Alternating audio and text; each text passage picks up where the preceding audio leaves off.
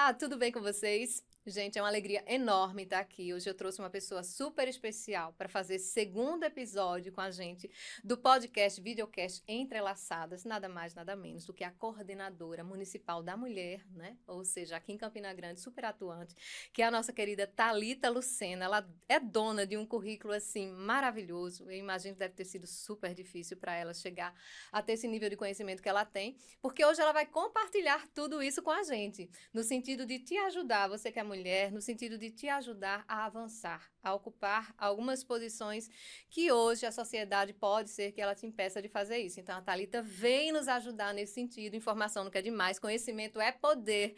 Então aproveita esse podcast, videocast Entrelaçadas, que nasce, né, com essa proposta. Thalita, seja bem-vinda, muito obrigada por ter aceitado o nosso convite. E aí, antes de você falar um pouco, eu quero dizer para você que está aí nos assistindo, quem é a Thalita, né? O que ela cursou, qual é a trajetória profissional da Thalita. Ela é advogada, ela é coordenadora municipal de políticas para as mulheres, também presidente do Fórum Permanente da Mulher Campinense, fundadora do Instituto da Mulher Paraibana, e tem mais, viu, gente? Tem mais. Especialista em Direito Público e Direito das Mulheres pela Universidade de Lisboa, em Portugal, pós-graduada em Direito Constitucional, Administrativo e Penal. Então, a gente vai conversar com uma pessoa que realmente é especialista nessa questão de direitos da mulher. Seja bem-vinda, minha amiga. Parabéns pelo currículo. Muito obrigada, Sandra. Que alegria estar aqui com vocês para a gente trocar conhecimento, né? Eu estou muito feliz em estar aqui e desde já parabenizo essa iniciativa, né? O Entrelaçadas, eu tenho certeza que já é um sucesso. Ai, que legal. Muito obrigada mesmo. E eu começo te perguntando o seguinte, diante de tantas qualificações, né, que nós vimos aqui, por que que você decidiu se especializar e estudar a área de direitos da mulher? Por quê? Então, Sandra, eu vivo muito um propósito que Deus coloca na minha vida. E essa área de direito da mulher, nasceu realmente na minha história familiar, quando eu vi como exemplo de mulheres de força que precisavam ter muito suporte ali para exercer coisas pequenas do dia a dia, como, por exemplo, minha avó, a minha mãe. Eu vi a necessidade delas, de mulheres que eram sozinhas para criar seus filhos, no caso da minha mãe. E eu via como minha mãe não conseguia muitas vezes coisas básicas por falta de um sistema que a respaldasse. Vou citar um exemplo muito claro. Minha mãe é viúva, meu pai ele foi morto quando a gente ainda era pequeno, nós éramos pequenos, e minha mãe precisou, da idade que eu tenho hoje, com essa formação que eu tenho hoje, minha mãe precisou começar a vida dela. Então, ela com 3 filhos, com seus 28, 29 anos, precisou recomeçar, precisou sair para estudar, precisou se formar. E eu via nela a dificuldade, sabe? Eu cresci vendo a dificuldade dela, sabendo que só pelo fato dela ser mulher.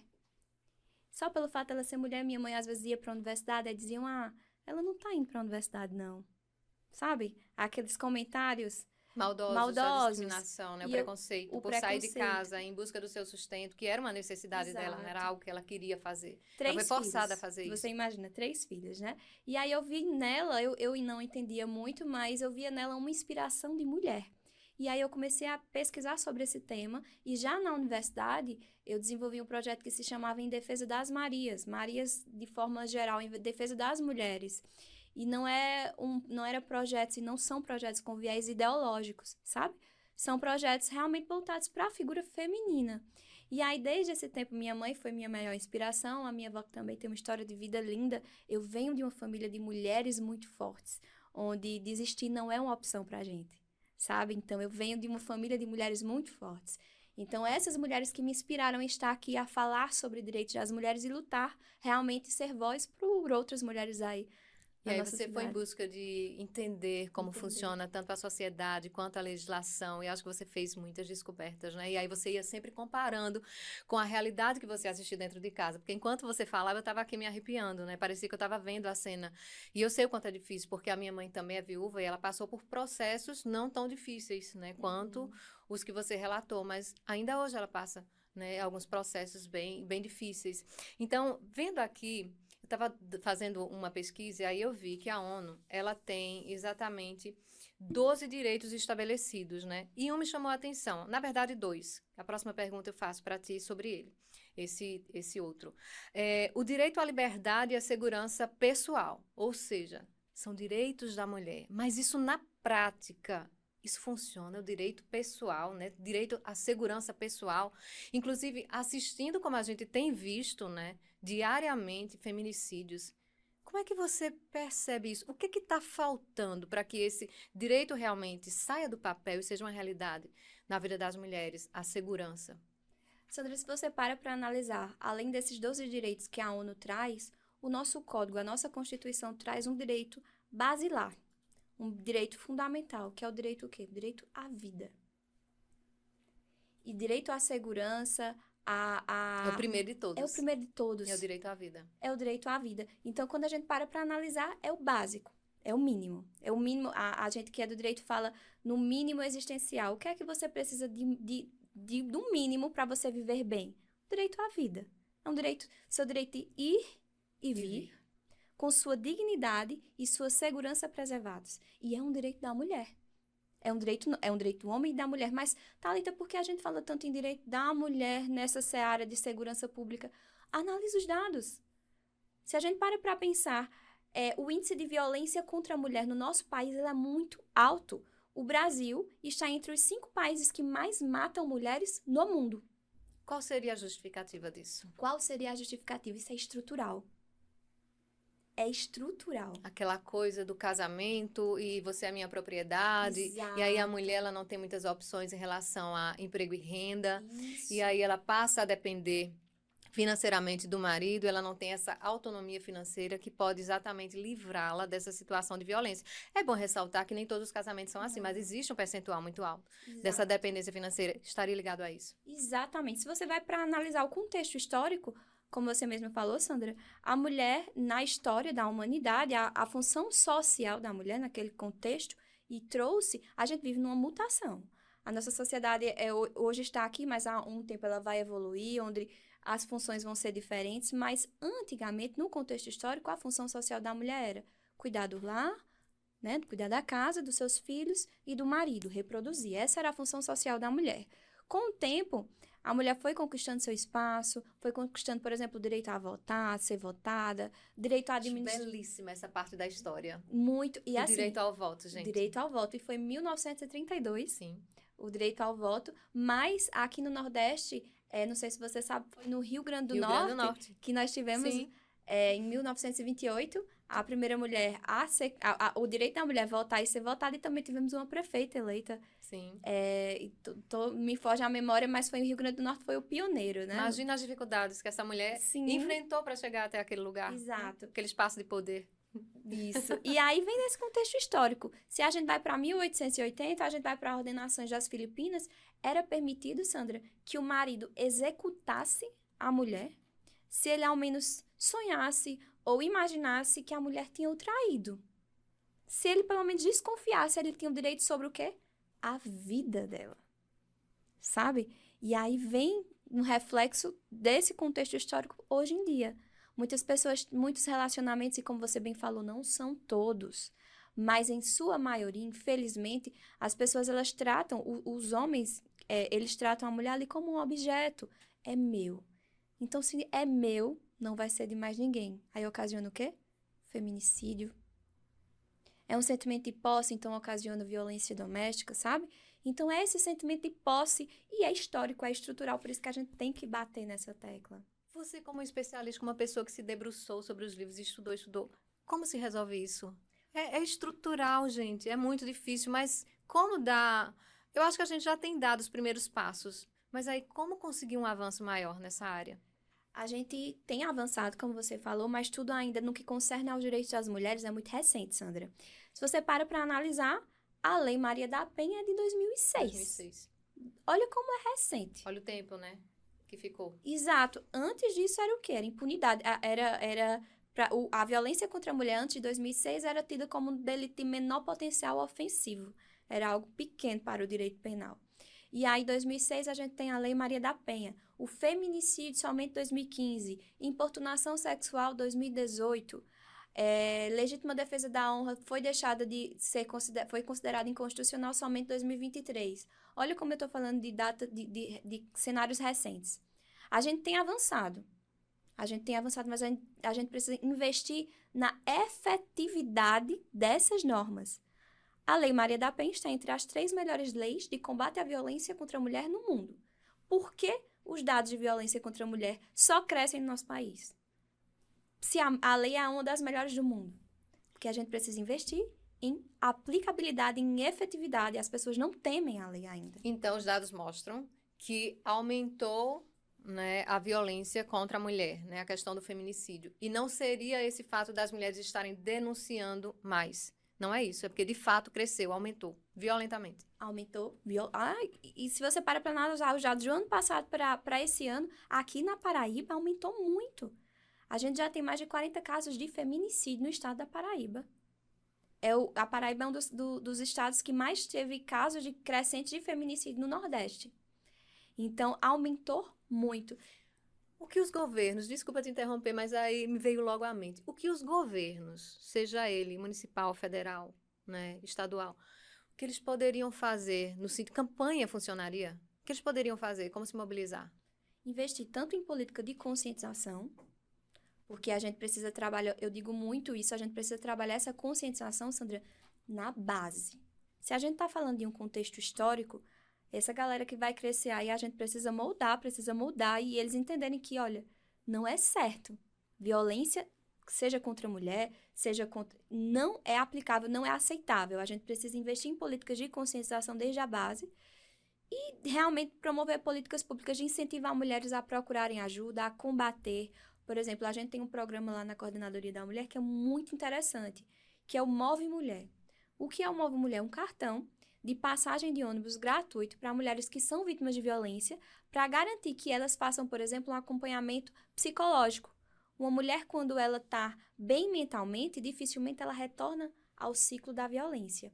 Então, ela tem um cartão de passagem gratuita totalmente descaracterizado para que ela vá todas as semanas a fazer a terapia, a ter o acompanhamento jurídico, a ter o acompanhamento social. Isso é o quê? Isso é a política de prevenção e combate. Então, a gente tem que dar para essa mulher, além de combater, a gente precisa dar ela mecanismos. Olha, a gente está te oferecendo uma saída. Porque é muito fácil eu vir aqui e dizer, olha, denuncie, procure ajuda, não se cale. Sim, mas o que é que a gente tem a oferecer de suporte a essa mulher? Isso, e eu fico pensando numa questão também de renda. Porque ela tem esse suporte, mas aí ela precisa ter uma autonomia financeira. Exato. E aí, como fazer? Também a coordenadoria trabalha nesse segmento, né? De oferecer para ela uma oportunidade dela ter uma renda empreendendo. Exato. É uma mulher independente financeiramente, dificilmente ela fica numa situação de violência, a não ser que ela tenha uma dependência mental, uma dependência de realmente psicológica. E lá na coordenadoria nós temos, por exemplo, o ELA, que é o Empreendedoras Líderes do Amanhã, onde a gente oferece cursos de capacitação para essa mulher, para que ela seja inserida no mercado do trabalho e tenha realmente a sua renda. E aí são cursos rápidos, por exemplo, curso de artesanato, cursos manuais, cursos de costura, sabe, de corte de cabelo, cursos rápidos que deem a ela, porque a gente não tem como, por exemplo, exigir dessa mulher um curso de 1 ano. A vida acontece. A gente não tem como esperar 1 ano dessa mulher se qualificar, ela precisa se qualificar rápido, ela precisa ser inserida no mercado de trabalho. E aí a gente oferece esses cursos porque, e além disso, dando a ela todo o suporte, por exemplo, de treinamento como gerir seu negócio, como iniciar, como formalizar, como é que você vai entrar, divulgar. Então, vamos fazer uma conta no seu Instagram, vamos promover a mídia do seu negócio. Então, a gente oferece todo esse suporte a ela, porque uma mulher independente financeiramente, aí ela pode conquistar o mundo e vai muito longe, sabe? Porque a mulher violentada, ela perde muito a autoestima dela, né? Para resgatar isso dá muito trabalho, essa autoconfiança. Ela vive com medo, imagino eu. E aí, voltando um pouco ao que você falou, dessa questão da base, né? Onde se vai construir os valores. Inclusive, eu acredito, não sei se você compartilha disso, que a mãe, ela tem um papel fundamental, assim como o pai. Mas aí, quando a gente é mãe de meninos, não sei, você é muito jovem, acho que você não é mãe ainda, mas eu tenho, né, o meu filho, eu já vou passando esses valores dentro da minha casa para ele. Olha, mulher a gente respeita, mulher a gente ama, mulher a gente está sempre atencioso. Não que ela seja o sexo frágil, como se costuma dizer, não é isso, mas é porque ela merece o respeito e, comparada ao homem, existe uma questão natural. A natureza feminina é diferente da natureza do homem. Eu falo isso em relação à força. Se você medir, claro, tem mulheres muito fortes, tem as exceções. Mas, normalmente, há essa questão da diferença. Então, você acredita também que isso vai se construindo da mãe para o filho, dos pais para os filhos? Eu acredito que o seio familiar, ele é responsável por moldar as pessoas. Quando a gente cresce num lar em que a gente é educado, em que a gente é... E essa responsabilidade é da família, não é da escola. Porque as pessoas muitas vezes tendem né, a terceirizar as responsabilidades. E eu acho que essa responsabilidade, como você mesmo falou, Sandra, de conversar, olha, somos diferentes, mas precisamos de respeito de forma igual. Não é porque eu sou mulher, que você é homem, que você pode mais do que eu, mas embora sejamos diferentes, tenhamos nossas limitações em razão do nosso sexo, porque a gente tem, a gente precisa de respeito, a gente precisa ser tratado de forma diferente, mas com a nossa diferença respeitada na medida da nossa desigualdade, sabe? Então, o nosso lar, ele é responsável por moldar.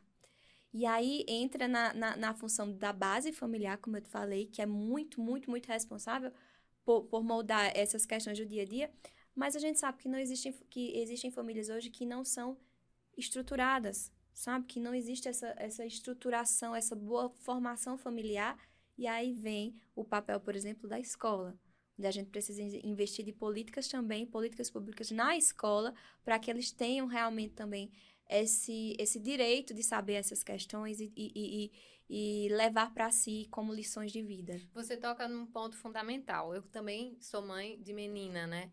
E aí, quando ela era pequenininha, né, vai crescendo, eu sempre tive esse cuidado em relação a dizer para ela qual era a conotação da violência, isso em relação a meninos com meninas, né, e homens com mulheres. E aí tem muitas que hoje em dia não sabem a diferença. Você podia explanar, explicar melhor para quem está assistindo esse podcast, ouvindo nesse podcast ou assistindo esse videocast, como é que se dá essa violência? Porque às vezes ela é tão discreta, né? Mas ela vem de forma assim, tão agressiva naquelas palavras tão, né, bonitas. Exato. Como identificar, né, essa violência? Quando a gente vai para a Lei Maria da Penha, a Lei Maria da Penha ela traz 5 tipos de violência: a violência física, a violência psicológica, moral, sexual e patrimonial.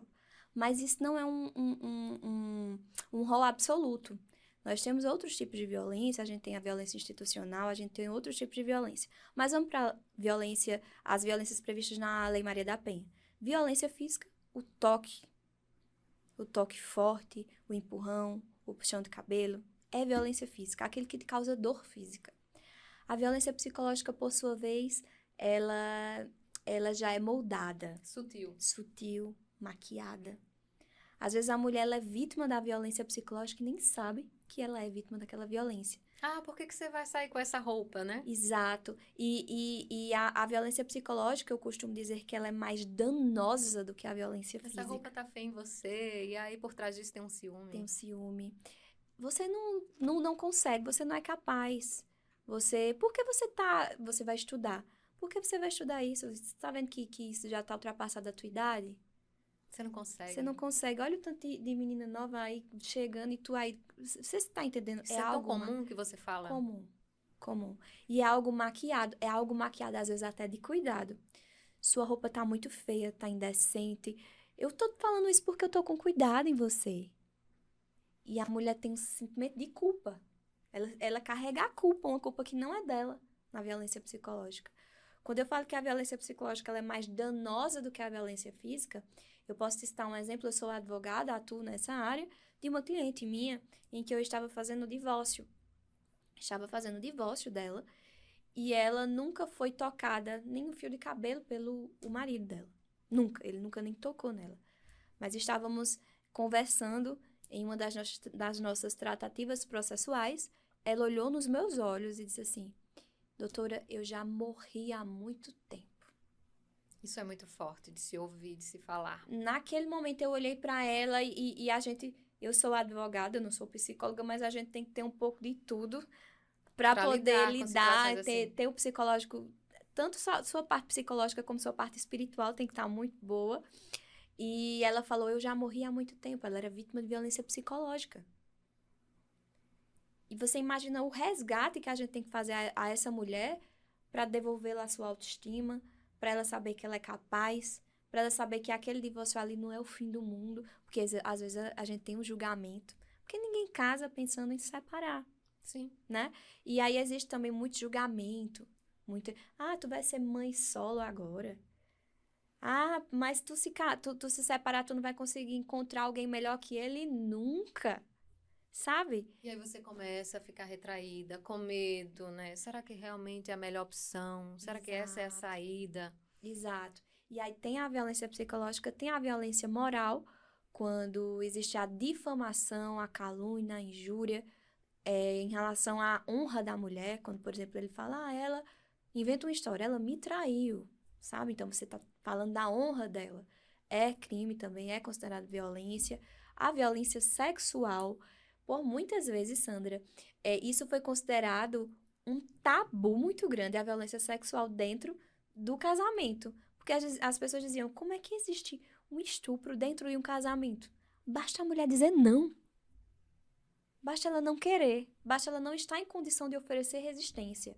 Existe, sabe? E é comum. É comum quando você vê aquelas pessoas pessoas viciadas em álcool e chega e... É tão comum isso, sabe? E a violência patrimonial.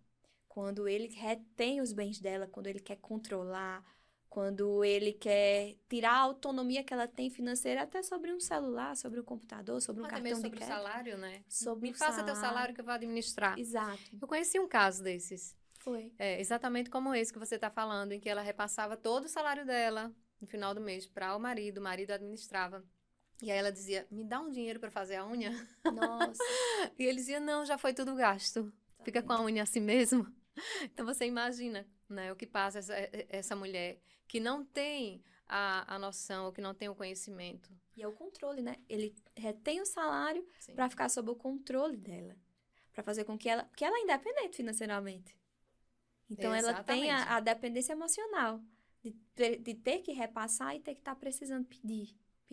Isso é muito comum. É muito comum. Há também o direito, que eu ia falar da mulher, à igualdade, né? E a estar livre de todas as formas de discriminação. Mas aí esbarra na desigualdade de gênero, né? Que coloca a mulher em patamares bem inferiores em relação aos homens, seja na questão salarial, seja na questão também dos cargos. Como é que se melhora isso? Eu não vou dizer se vence, porque isso é muito difícil. Mas como melhorar isso? Quando tu fala na questão salarial, vamos lá.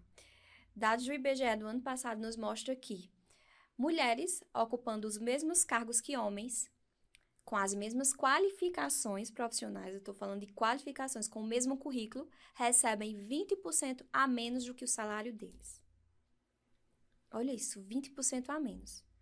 Só por quê? E a legislação, o que rege? Só pelo fato dela ser mulher. E Só aí, pelo no fato ano dela ser passado, mulher.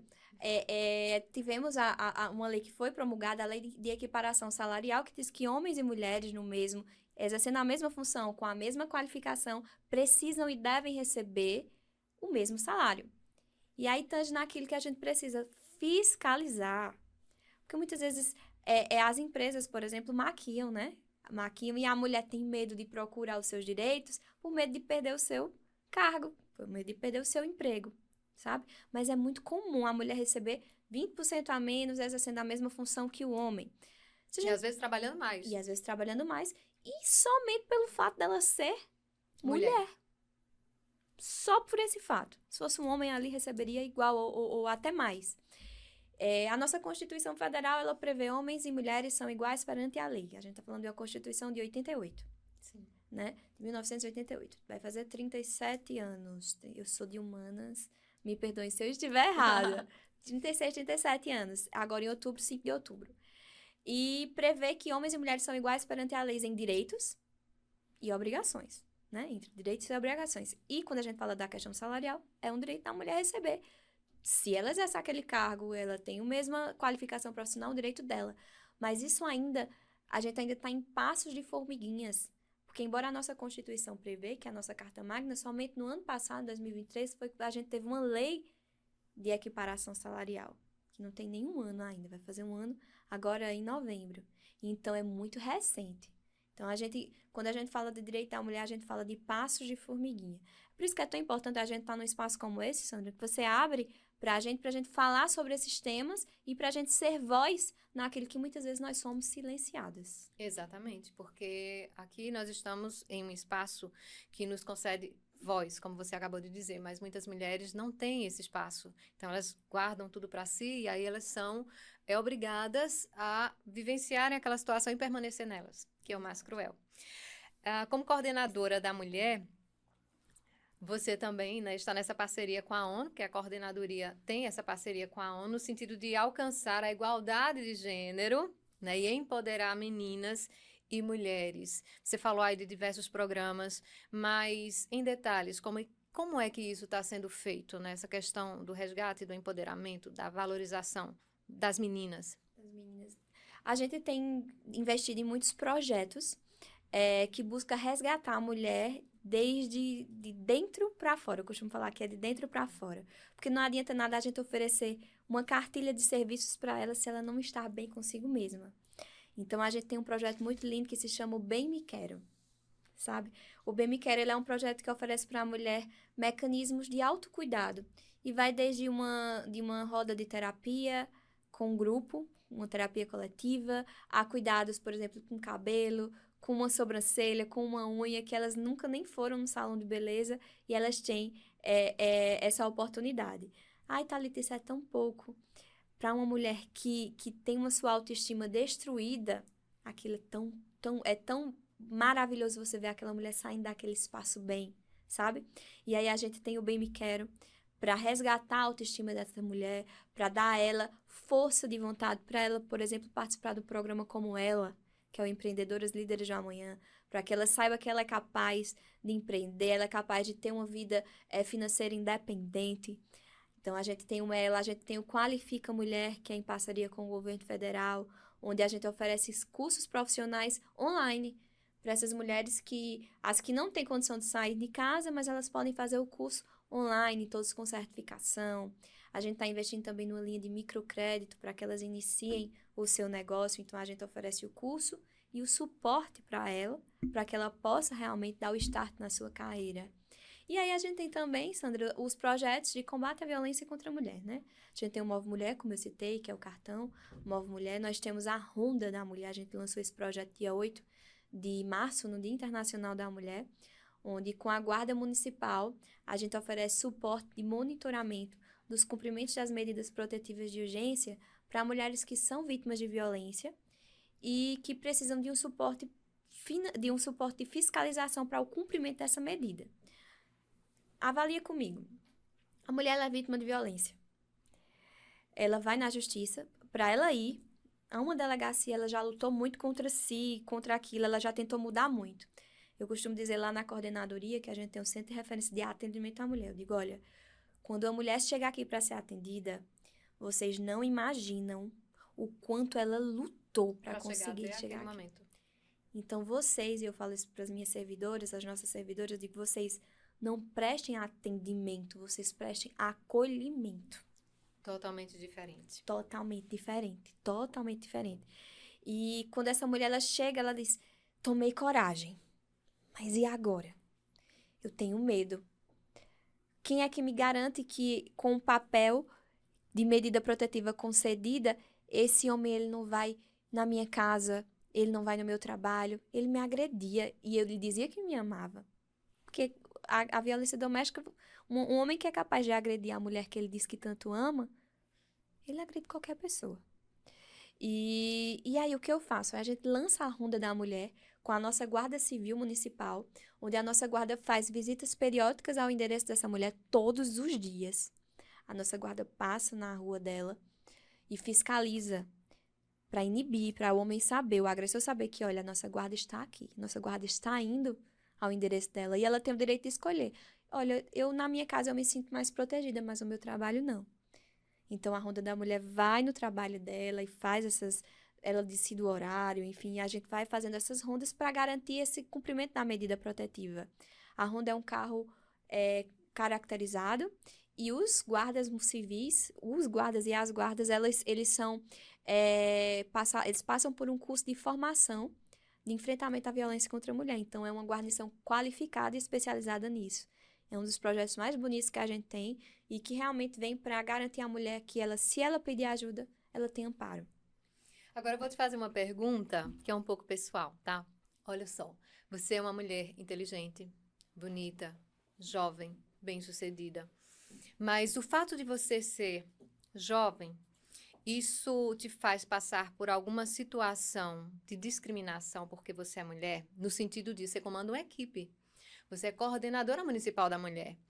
Então, com todos esses atributos, isso intimida ou isso de repente deixa margem para que as pessoas pensem errado ao seu respeito? Ah, aquele rostinho dela, a gente pode fazer o que a gente quiser. Existe isso? Você passou por algum tipo de discriminação ou preconceito em relação a ser mulher e também ser jovem, bonita e inteligente?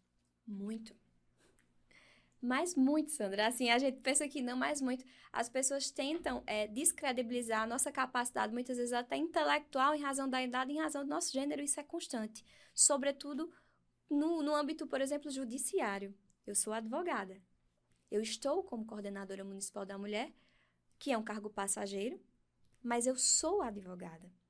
E quando eu vou, por exemplo, no âmbito de fórum, no âmbito judicial, onde predominantemente é masculino, as pessoas tentam atestar a minha capacidade cognitiva, a minha capacidade de estar ali representando um cliente, pelo fato de ser mulher, pelo fato de ser mais jovem, sabe?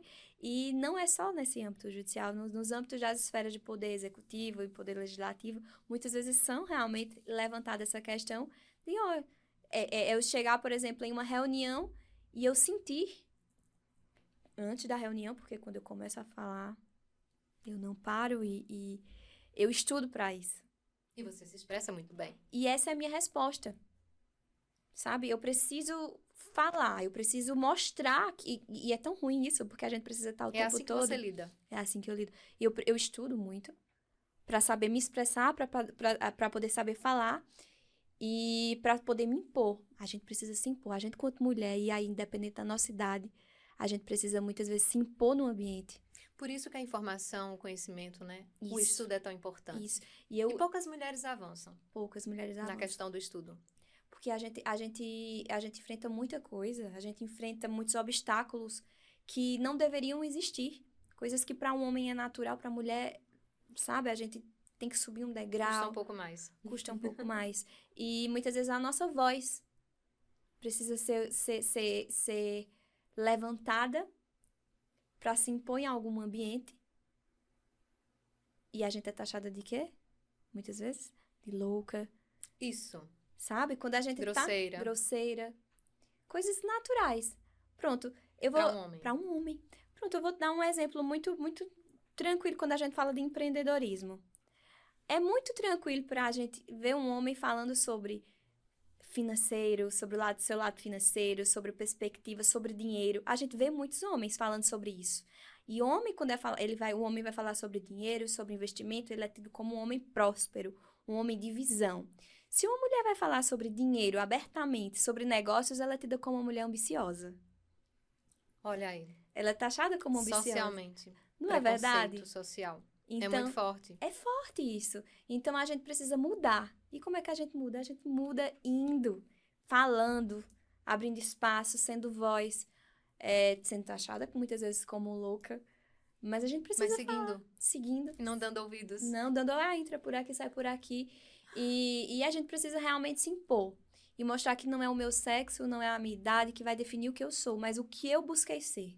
Eu me qualifiquei, eu estudei, sabe? Eu falo muito isso para as meninas, até do Instagram. O meu público é muito feminino no meu Instagram. Eu digo, meninas, estudem, leiam um livro. Todo mundo tem um dom, um talento. Procure seu talento. Talvez não seja na sua fala, não seja, mas todo mundo tem. Então, procurem seu espaço. A gente não quer, quanto mulher, o espaço do homem, a gente quer o nosso. Com essas belas palavras, a gente encerra essa segunda parte, né? Digamos assim, o segundo episódio do nosso podcast Videocast. Eu te agradeço demais por ter vindo aqui, colaborado conosco, dando tantas informações importantes. Tenho certeza de quem assistiu do início ao fim, ou quem viu um pedacinho apenas, já saiu diferente, já visualizou determinadas situações que deu para trazer essa cooperação, né, esse equilíbrio maior através das suas palavras como uma experiência para a vida, né, dessa mulher. Muito obrigada, Thalita. Te desejo tudo de bom. Muito obrigada mesmo por ter vindo, aceitado o nosso convite. Agora estamos entrelaçadas. Entrelaçadas, é isso mesmo. Isso mesmo. Muito obrigada. Eu que agradeço o convite, me sinto assim extremamente lisonjeada em estar participando aqui desse podcast que tem um propósito tão grande, tão lindo, né, que é alcançar mulheres, é levar informação, o nome já diz tudo, entrelaçadas.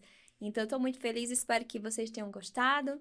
E é isso, muito obrigada e desejo sucesso. Muito obrigada. Uma sobe puxa a outra, uma sobe puxa a outra, né? Exatamente. É assim que fala. Muito obrigada. Um beijo grande para você.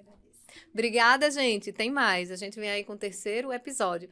Não perde, tá? Podcast, videocast, entrelaçadas, colaborando com todas as mulheres. Independente de idade, independente de raça, independente de situação financeira, estamos aqui para te informar e para te deixar antenada em relação a muitas situações preconceituosas da nossa sociedade. Um beijo grande.